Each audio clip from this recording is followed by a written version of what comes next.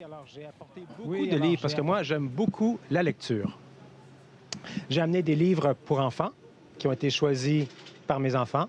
J'ai amené aussi des romans d'aventure que je lisais quand j'étais un adolescent. Puis j'ai amené des livres plus sérieux aussi, des livres d'histoire pour m'éduquer. Donc, moi, j'aime beaucoup lire. Je pense que c'est très, très important. Et nous passons maintenant à la question de Julien. Bonjour.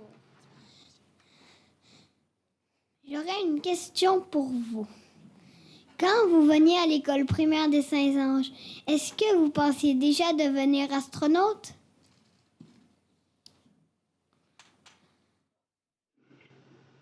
Sounds great.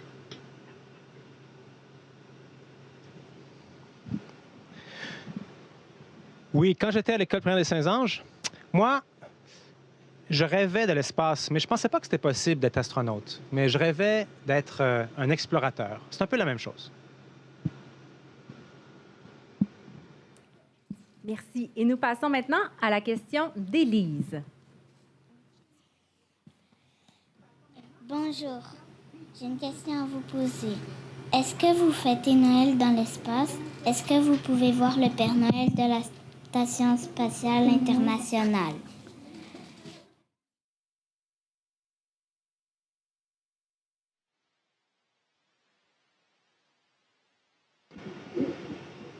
Oui, on va fêter Noël ici. On a des gens de tous les pays et dans tous les pays, on fête Noël. Alors, on va fêter Noël ensemble en pensant à nos familles. On a amené chacun de la nourriture spéciale de notre pays pour faire goûter à nos amis. Et le Père Noël, je ne sais pas si je vais réussir à le voir. On voit le pôle Nord d'ici, mais il est comme un peu au bord de l'horizon. On va essayer de le regarder. On a des bonnes jumelles. On va voir si on peut réussir à le voir. Et on passe maintenant à la question de Mathéo. Bonjour David Saint-Jacques. J'ai une question pour vous. Quel travail faites-vous dans la Station spatiale internationale?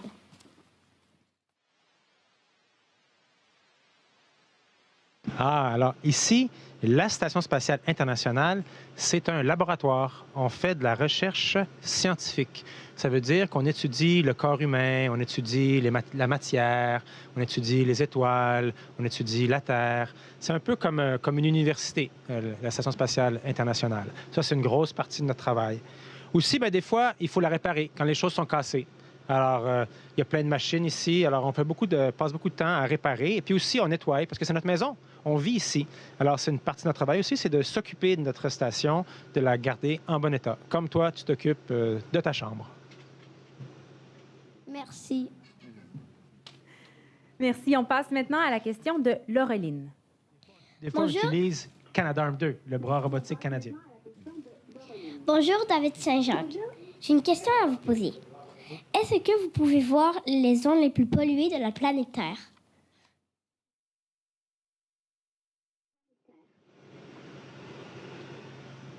Alors, la pollution, des fois, on la voit un petit peu parce que quand on vole au-dessus des grandes villes, on peut voir qu'il y a comme un nuage gris là, au-dessus des grandes villes. Ça, on peut voir ça. C'est la chose la plus facile à voir qui nous montre la pollution. C'est la pollution de l'air. Merci. Puis aussi, des fois, on voit l'effet du réchauffement climatique parce qu'on peut voir que les glaciers dans les montagnes sont plus petits maintenant qu'ils étaient il y a 100 ans. Et nous allons maintenant avec la prochaine question de Liliane. Quelle était votre activité préférée à l'école primaire? Et dans quelle matière étiez-vous le meilleur?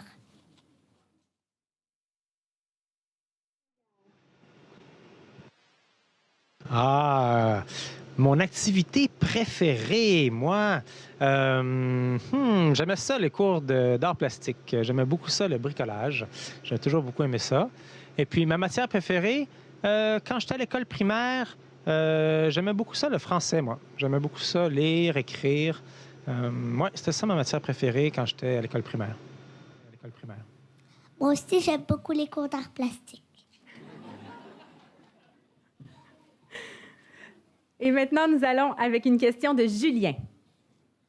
Comment faites-vous pour garder vos os et vos muscles forts et solides dans l'espace?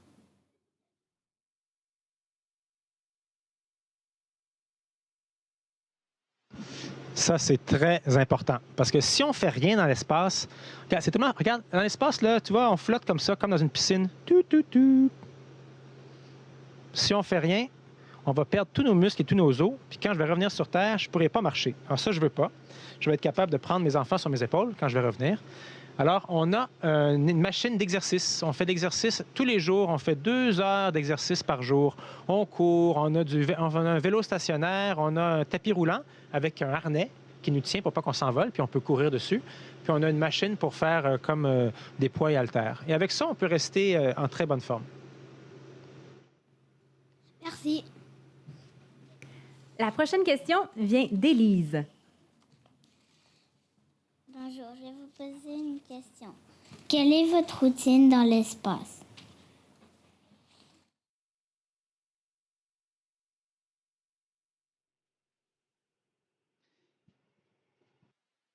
Alors, on vit des journées à peu près normales. On n'est pas à l'heure du Canada, par exemple. On vit à l'heure de l'Angleterre. Et c'est comme 6 heures plus tard. Ici, vois-tu, chez moi, il est 4 heures d'après-midi. Et on se réveille le matin, vers 6 heures. On se brosse les dents, on se lave un peu, on va à la toilette, on déjeune. Là, on parle à notre chef qui est à Houston et on planifie la journée. Et puis là, toute la journée, on travaille, on s'arrête pour manger le midi, on fait de l'exercice, on continue à travailler l'après-midi. Le soir, on parle encore à notre chef pour parler de la journée. Et après ça, on peut souper. Et là, on a le temps un petit peu le soir pour appeler notre famille ou peut-être écrire une lettre ou faire des photos de la Terre à partir de la fenêtre. C'est ça notre routine. Merci. Et la dernière question viendra de Mathéo. Comment faites-vous pour vous laver dans l'espace?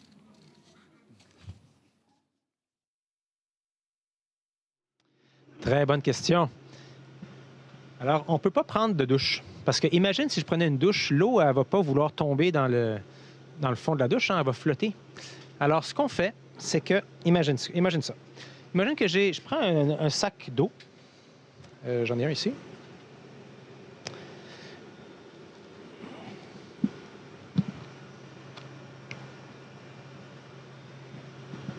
Tu vois, l'eau, ça coule comme en boule, comme ça, dans l'espace. Et là, on peut mettre de l'eau comme ça sur nous. Et l'eau, elle va rester là, collée sur nous. L'eau va rester collée sur nous. Et là, tu peux te frotter avec un peu de savon. Quand tu es propre, tu prends une serviette, tu enlèves l'eau, et voilà.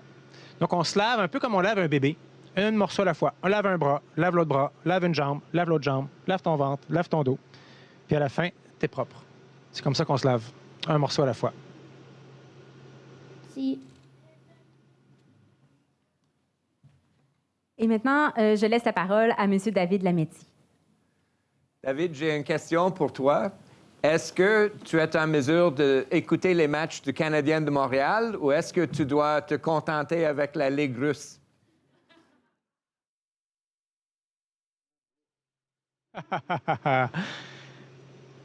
Oui, c'est possible d'écouter la télévision, mais il faut le prévoir d'avance. Quelqu'un sur Terre l'enregistre et puis il nous l'envoie.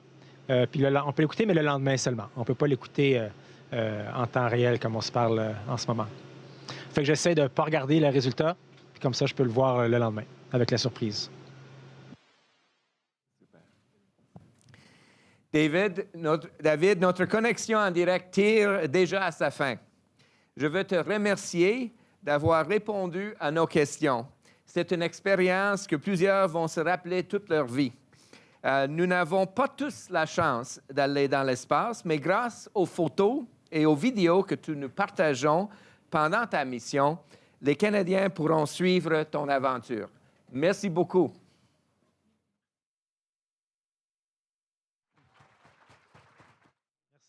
Merci d'avoir pris le temps. Bye-bye tout le monde. Station, this is Houston ACR. That concludes